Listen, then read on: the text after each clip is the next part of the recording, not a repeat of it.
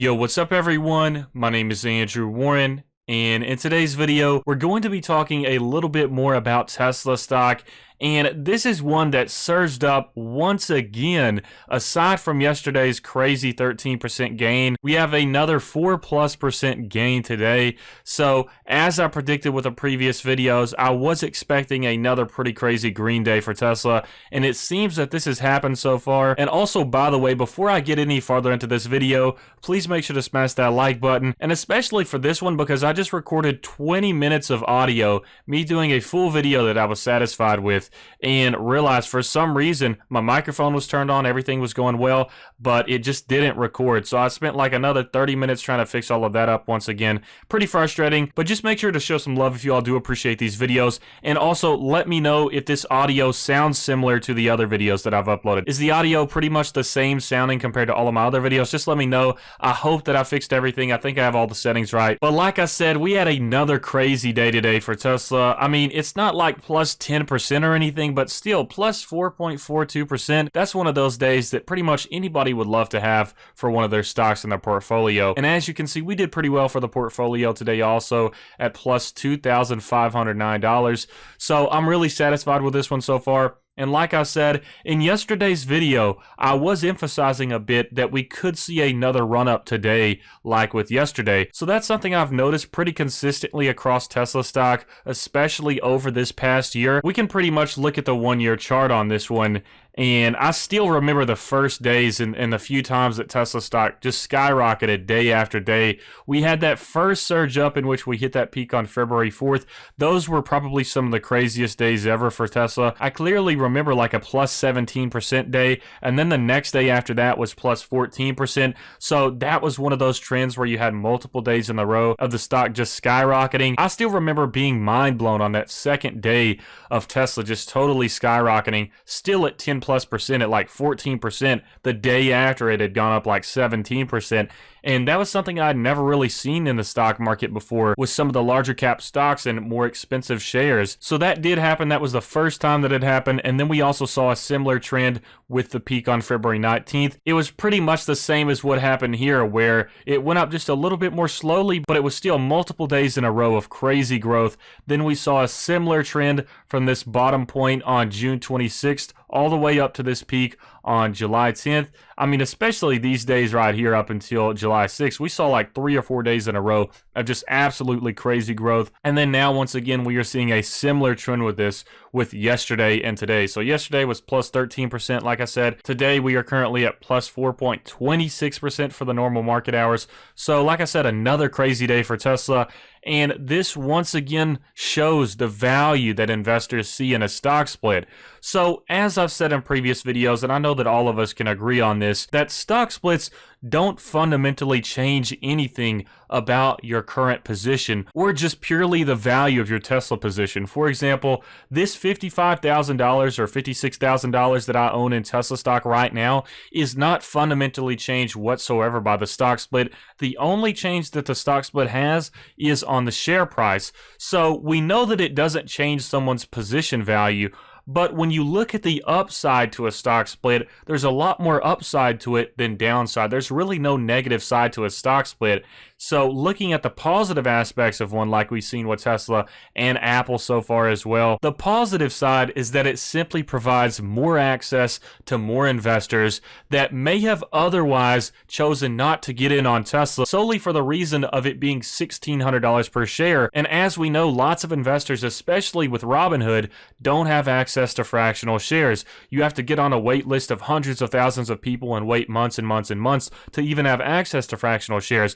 So like I said, there's not a lot of access to fractional shares, meaning some people just simply can't afford to get in on Tesla no matter how much they want to. And so with a stock split like this, for example, let's say Tesla is $1,500 by the time the stock split occurs, then that means the share price will be $300. Now it's starting to look more like a little bit over $300 per share after the stock split, but keep that in mind. If you don't have access to fractional shares, that's a game changer for the people out there that would love to get in on some Tesla stock. And also keep in mind, especially with the recent crash recession recovery, we have this major transition occurring right now where retail investors and especially middle class investors are gaining significant wealth in terms of just the general trend, because not only did they do better in terms of predicting a market recovery in comparison to some of the larger institutional investors, but there's also a big transition of what seems like more people in the middle class and even lower class as well starting to invest in comparison to it mostly being viewed as for people with lots of money.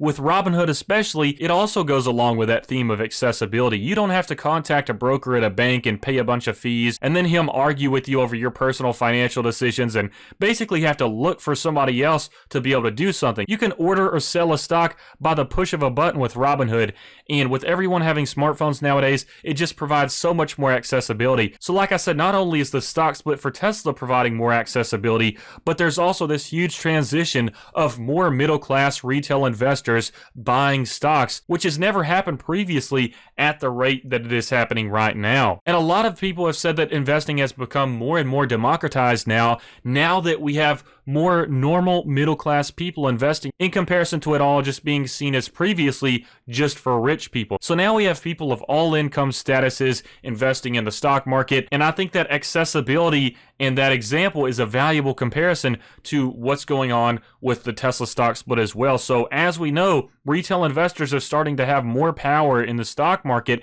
as more people in the middle class and lower class and upper middle class are starting to invest a little bit more. So there is some power to Robinhood investors right now, and I'm a big fan of that. I love to see people just like me starting to invest. And there's really this big transition of investing not only being for super rich people anymore. Now it's for everybody that is educated on investing and wants to begin investing. So when you have this more accessibility with Robinhood investors, especially with this whole Tesla stock split going on. So for example, like I said, there's a lot of people that want to get in on Tesla stock, but there's a lot of people in the middle class that just only have a few $100 to throw in on the stock market, either at the end of the week or at the end of the month, because they just have a little bit left over from their paycheck that they want to use for investing. Some people don't have $1,600 to throw in on one stock at the end of the week or at the end of the month. So bringing this price down for someone to be able to invest at a $300 price tag, that's a lot more reasonable for somebody to have $300 left over or saved up to put into the stock market in comparison to having to have $1,600. So like I said, some people don't have access to fractional shares, and especially in other countries outside of the US as well, I think access to fractional shares is even more difficult, I believe. I could be wrong on that one, so don't quote me on that. So like I said, the stock split doesn't necessarily add any value to the company. Nothing new has been added over these past 3 days to the company. It's not like they've announced another factory to be built or anything like that. It's just the fact that people that can afford Tesla at this $1,600 price tag right now are purchasing it because they realize once this split happens, there is that potential of more accessibility and potentially more people buying Tesla because it's at a cheaper share price. So I personally love to see this happening. There's really no negative side to a stock split in my opinion, and it also just provides more access to investing for everyone, which I'm all for. I love that. And so it also makes me wonder, there has to be some companies on the sidelines, companies with some pretty high share prices that are looking at what's happening with Tesla stock and Apple stock and seeing the positive reaction to the stock price after that announcement that have to be considering a stock split right now. For example, can you imagine if Amazon had a 30-for-1 stock split or even a 10-for-1 stock split where the stock was like $300 or $100? In my personal opinion, there would be plenty of more investors swarming in to be able to buy Amazon at $100 per share or $300 per share. And that does go along a little bit with human psychology as well. I mean, it's something that I addressed yesterday. Like with Bitcoin, nobody wants to say, I own part of a Bitcoin, I own 0.5 Bitcoin, or I own 0.9 Bitcoin. They want to say, I own one full Bitcoin, I own multiple Bitcoins. And that goes along with Tesla as well. Yes, I do have fractional shares personally. That's just because I'm getting in on this stock as much as possible with the limited funds that I have currently. And then I also have access to fractional shares. But most investors, including myself, would rather say, I own a whole share of Tesla rather than I own 0.5 shares of Tesla. So people want to be able to say they own a share of Tesla or multiple shares of Tesla rather than saying I own a fraction of a share of Tesla. It's just more satisfying that way. So that is a little bit favorable for human psychology, but it doesn't necessarily change anything fundamental about the company. The company would still have the same valuation even with a different share price, but like I said, humans do prefer the whole numbers like that. It's just something that a lot of us prefer, which is understandable. So it almost seems like a no-brainer for many companies out there to maybe consider stock splits, especially after seeing all of these positive reactions around Tesla stock and Apple stock after that. I mean, if you look at Apple stock over the past 3 months, it's up 51.77%. Over the past month, it's up 20.39%. And then if we look at Tesla as well, if we look at the past week, it's up 8.13%. This actually looks a lot better if you break it down from like August 11th and on, because that's at minus 8.70, and then it ends up around plus 8%. So it's really like a 16% gain since this point right here. So there has been a really big positive reaction to these stock splits. So I think it would be reasonable for some companies like Amazon, Shopify, and a few of those other expensive share price stocks to maybe consider it, because we've seen the case in point happen right here with Tesla and Apple stock. So just considering everything, I am interested in buying more Tesla, even at this share price right now at $16.22. I'm personally a long-term investor, and I feel like maybe if you're looking at it in the short term, this isn't probably worth it because there's a lot of risk with Tesla in the short term. But in terms of looking at it through a long-term perspective, I think this is still a pretty solid deal. And I think that in the long term, people are going to look back and say, I wish I could have bought Tesla when it was this cheap. And I've said this in previous videos as well, especially at this $950 price tag. A lot of people were saying that Tesla stock was way too expensive at like the $900, $950 price tag. And I said that same example that later on people would say, man, I really wish I could have bought Tesla at that $900, $950 price tag. If only I would have bought it back then because it's so expensive now. And there's just like that continuous circular pattern where people say it's expensive right now, and then in the future they say, I wish I would have bought it back then considering all of this growth, but now it's too expensive. And they keep saying that over and over and over as the share price grows and grows and grows for these high quality long-term stocks.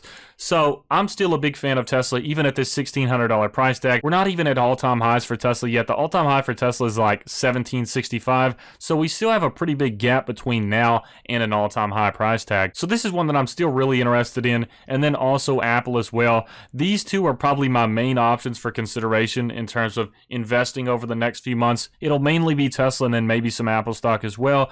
But anyways, I just wanted to share this video with y'all. If you did enjoy it, please make sure to smash that like button. It really does help me out. And also, feel free to sign up to Robinhood and Webull in the description below. If you sign up with my referral link, then you'll get some free stocks. And especially with Webull right now, if you sign up with my link and deposit $100, you'll get 2 free stocks. So that's pretty nice passive income. But hope y'all enjoyed this video, and I hope you have a fantastic rest of your week.